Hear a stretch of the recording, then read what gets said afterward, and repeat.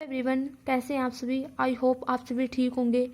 और सीटेट का एग्ज़ाम होने में सिर्फ 10 दिन बाकी हैं, तो मैंने सोचा कि आपके लिए कुछ यूजफुल वीडियोस बनाई जाए जो आपके लिए इम्पोर्टेंट हो और जिससे कि आप अपने 2 या 3 नंबर पक्के कर सके सीटेट में। तो लेट्स स्टार्ट द वीडियो, क्योंकि आपका ज़्यादा टाइम नहीं लूँगी क्योंकि टाइम ही बहुत कम बचा हुआ है। तो आज की हमारी वीडियो किस टॉपिक पर है, वो टॉपिक है लर्निंग डिसेबिलिटीज की अधिगम अक्षमताएं। इस टॉपिक से रिलेटेड दो क्वेश्चन आपको जरूर देखने को मिलेंगे।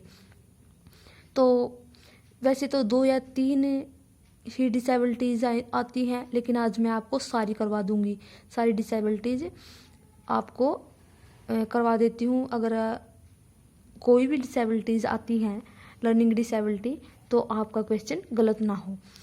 पहली है मौखिक रूप से सीखने की क्षमता। तो वो कौन सी है? वो अफेजिया और डिफेजिया। अफेजिया और डिफेजिया किससे संबंधित है? मौखिक रूप से सीखने से संबंधित है कि बच्चा मौखिक रूप से जो डिसेबिलिटीज होंगी वो होंगी अफेजिया और डिफेजिया। दूसरी है पढ़ने की अक्षमता, एलेक्सिया और डिसलेक्सिया। और डिसलेक्सिया तो हर बार क्वेश्चन में, हर बार सीटेट के एग्ज़ाम में आपको देखने को मिलता है कि डिसलेक्सिया है, बच्चा सा को वाज पढ़ रहा है, SAW सा को WAS पढ़ रहा है। तो ये कौन सी लर्निंग डिसेबिलिटी है? तो ये होती है पढ़ने की अक्षमता है। तो इसका नाम क्या होता है? डिसलेक्सिया। तीसरी है लिखने की अक्षमताएं। लिखने की अक्षमताएं कौन सी है? अग्रेफिया, अप्रेक्सिया, ओसिम्बोलिया, डिस्ग्राफिया और डिस्प्रैक्सिया। देखिए, अगर आपको वैसे भी याद नहीं हो रही है तो आप थोड़ा सा अंदाज़ा लगाकर भी इसको याद कर सकते हो। कैसे? डिस्ग्राफिया, ग्राफ में आपको क्या है, मतलब कि अगर कोई भी चीज़ ग्राफ करेंगे तो बनाना पड़ेगा ना, हाथ से लिखना, मतलब कि आप हाथ से पेंसिल से ग्राफ बनाओगे तो वो क्या होती है? वो होगी लिखने से संबंधित। इसमें सब अप्रेक्सिया, डिस्ग्राफिया और डिस्प्रैक्सिया। डिस्ग्राफिया और डिस्प्रैक्सिया ये दोनों भी एग्ज़ाम में आती हैं कि मतलब कि आपको दे देंगे ना कि सा को बच्चा आवाज़ पढ़ रहा है, तो ये कौन सी डिसेबिलिटीज है? तो ऑप्शन में आपको देखने को मिलेगा डिसलेक्सिया, डिस्ग्राफिया, डिस्प्रैक्सिया।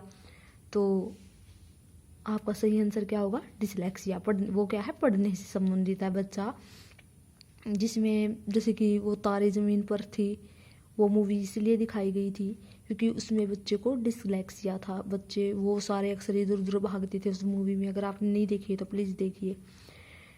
तो नेक्स्ट है गणित संबंधी समस्याएं। गणित संबंधी समस्याओं को और क्या बोलते हैं? डिस्कैलकुलिया। ये डायरेक्ट आपको ऑप्शन में डायरेक्ट देखने को मिलता है।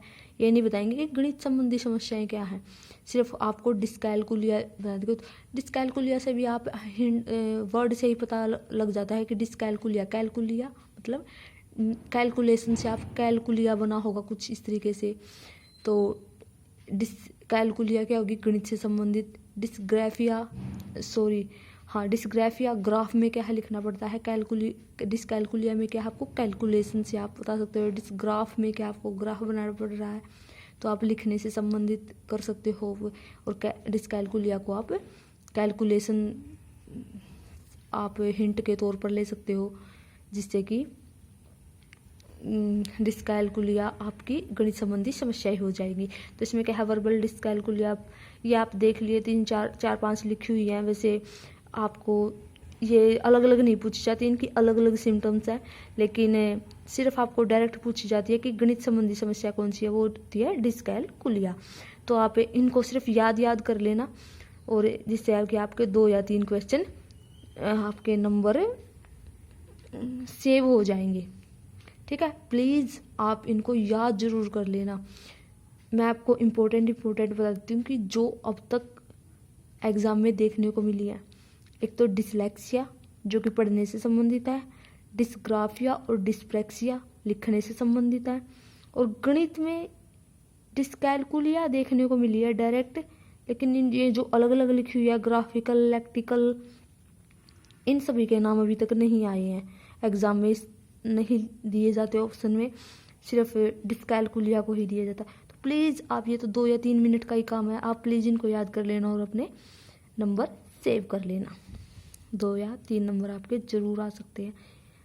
तो okay guys, best of luck. आप अपनी तैयारी जारी रखिए, क्योंकि अब ऐसा टाइम आ गया, आपको रिवीजन करने की बहुत ज़्यादा ज़रूरत है। और छोटी छोटी वीडियोज़ देख लीजिए आप, जिनसे कि जिनसे संबंधित क्वेश्चन हर बार देखने को आते हैं CTET में, तो प्लीज़ आप उनको ज़रूर कर लीजिए। Thank you.